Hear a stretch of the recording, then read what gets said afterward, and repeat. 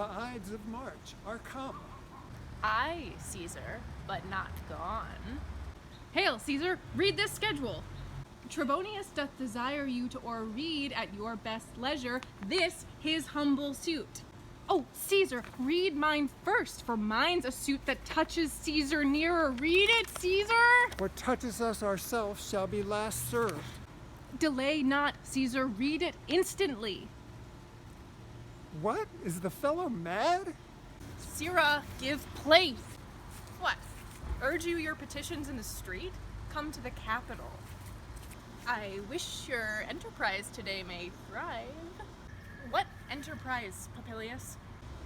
Fare you well. What said Popilius, Lena?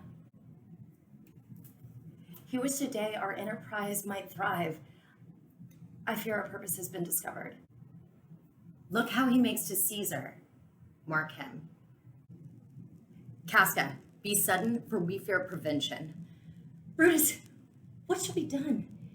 If this be known, Cassius or Caesar never shall turn back, for I will slay myself. Cassius, be constant. Popilius Lena speaks not of our purposes, for look, he smiles, and Caesar doth not change. Trebonius knows his time, for look you, Brutus, he draws Mark Antony out of the way. Where's Metellus Cimber? Let him go and presently prefer his suit to Caesar. He is addressed. Press near and second. Casca, you are the first that rears your hand. Are we all ready? What is now amiss that Caesar and his senate must redress? Most high, most mighty, and most puissant Caesar, Metellus Cimber throws before thy seat, and humble heart. I must prevent thee, Cimber. These couchings and these lowly courtesies might fire the blood of ordinary men, and turn preordinance and first decree into the law of children. Be not fond to think that Caesar bears such rebel blood that will be thawed from the true quality with that which melteth fools. I mean, sweet words, low crooked courtesies, and base spaniel fawning. Thy brother by decree is banished. If thou dost bend and pray and fawn for him, I spurn thee like a cur out of my way. No, Caesar doth not wrong, nor without cause will he be satisfied.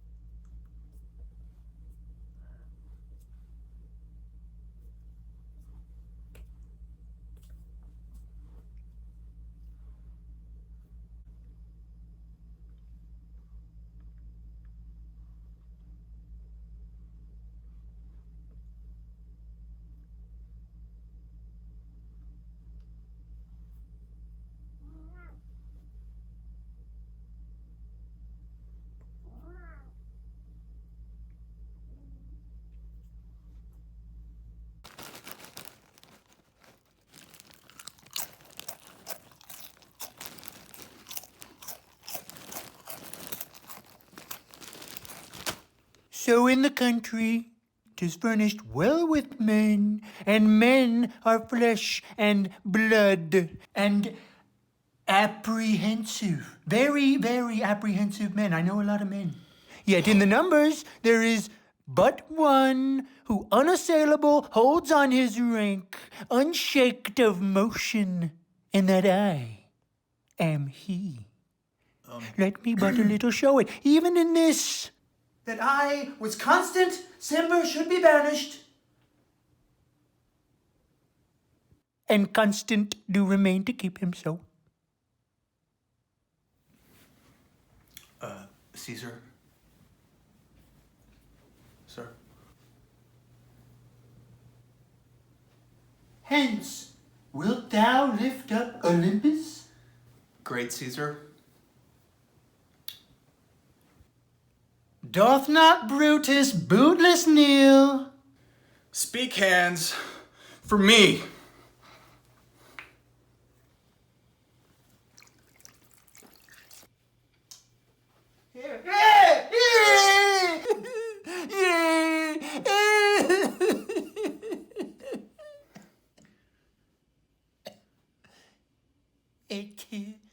Brute. Then fall, Caesar.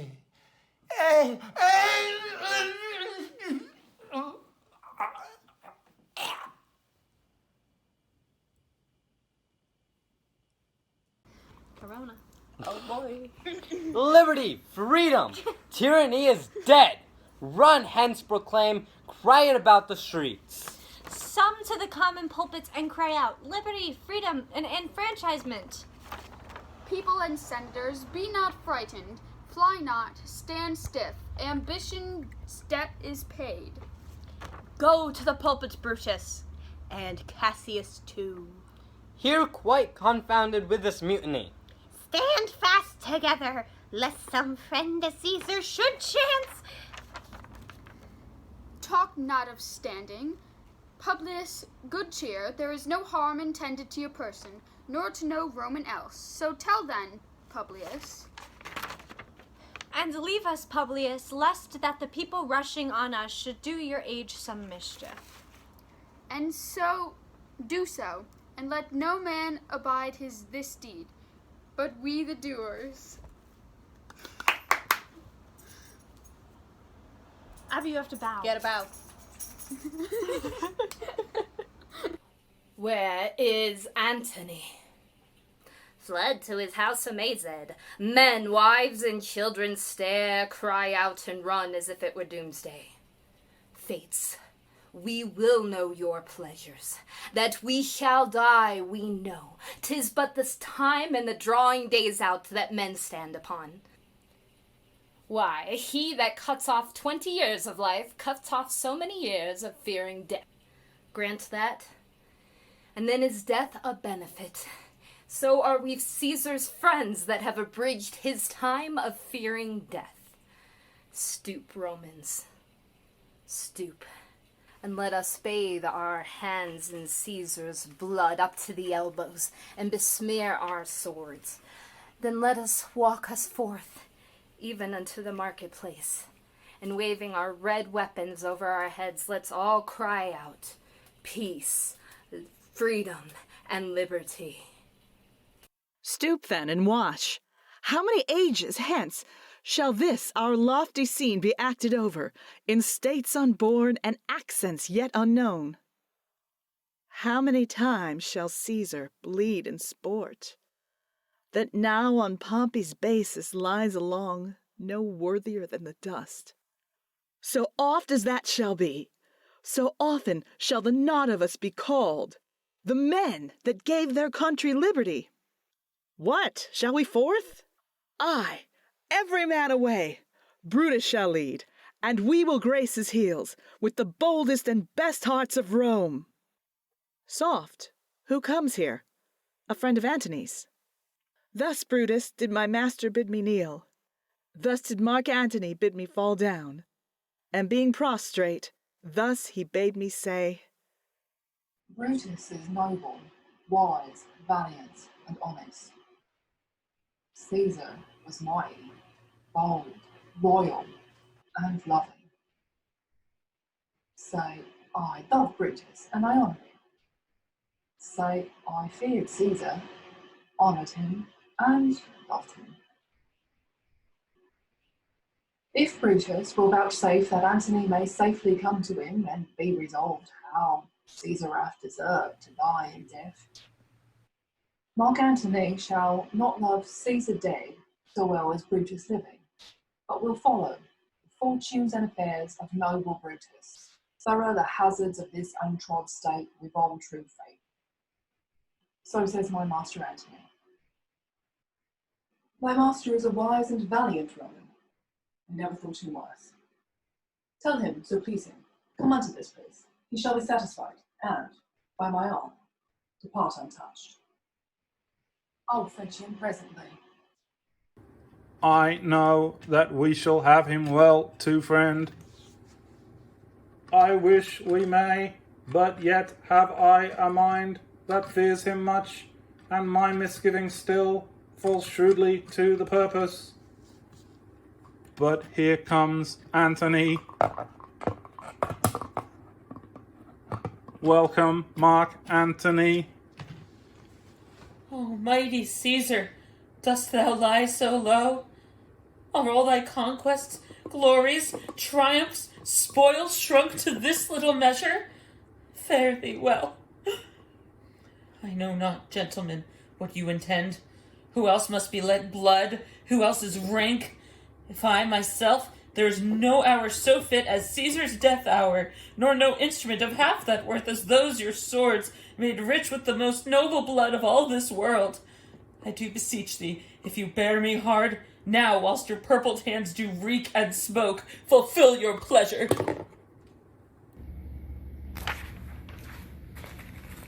Live 1,000 years, I shall not find myself so apt to die. No place will please me so, no mean of death as here by Caesar, and by you cut off the choice and master spirits of this age.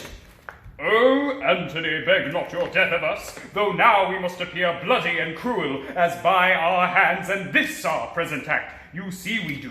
Yet see you but our hands, and this the bleeding business they have done. Our hearts you see not, they are pitiful, and pity to the general wrong of Rome, as fire drives our fire, so pity. Hath done this deed on Caesar for your part. To you our swords have lent points. Mark Antony, our arms and strength of malice, and our hearts of brother's temper, do receive you in with all kind love and good thoughts and reverence. Your voice shall be as strong as any man's in the disposing of new dignities. Only be patient till we have appeased the multitude, besides themselves with fear. And then, why did we deliver you the cause? Why I, that did love Caesar when I struck him, have thus proceeded? I doubt not of your wisdom. Let each man render me his bloody hand. First, Marcus Brutus, will I shake with you?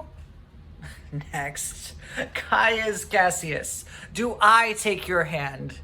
Now, Decius Brutus, yours. Now yours, Metellus, yours, Cinna, and my valiant Casca, yours. Though last, not last in love, yours, good Trebonius, gentlemen all. Alas, what shall I say?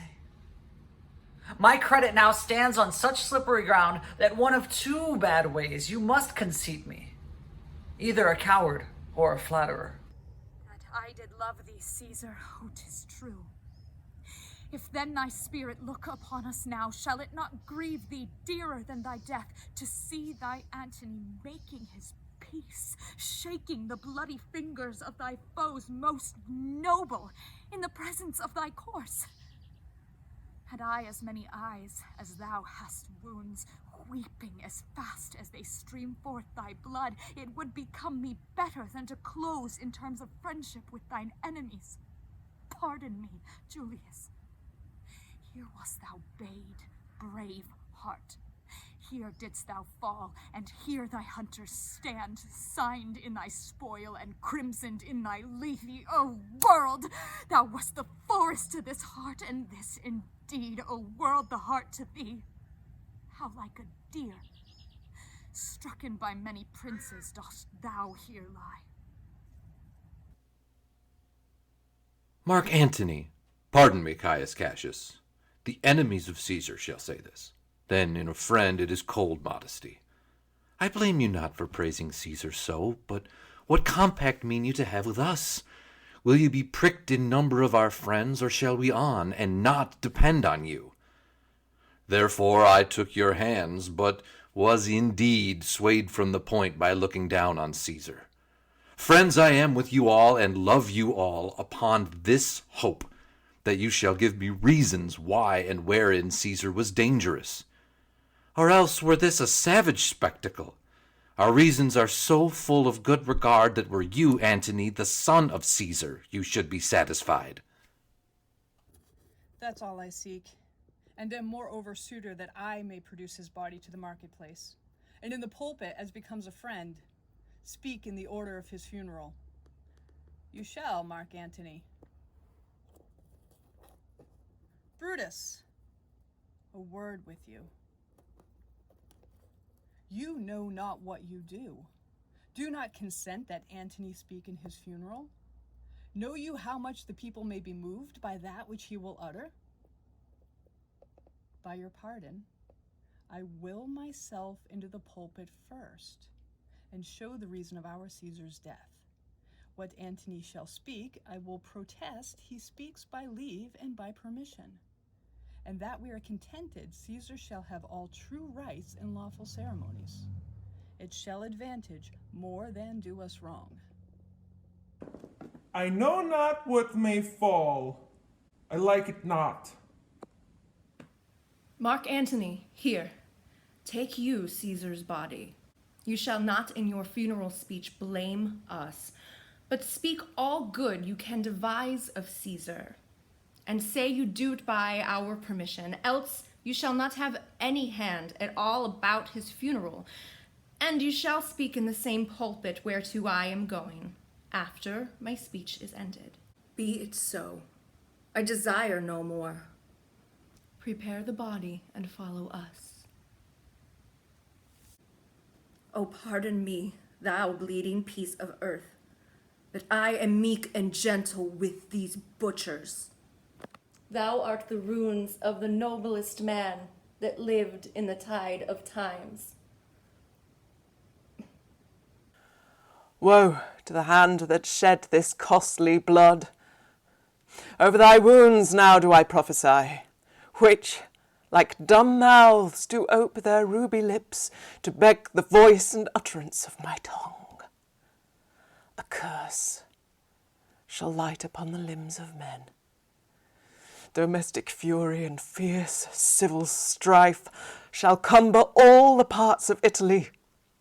Blood and destruction shall be so in use, and dreadful objects so familiar, that mothers shall but smile when they behold their infants quartered with the hands of war, all pity choked with custom of fell deeds, and Caesar's spirit, ranging for revenge, with Arte by his side, come hot from hell, shall, in these confines, with a monarch's voice, cry, Havoc! And let slip the dogs of war!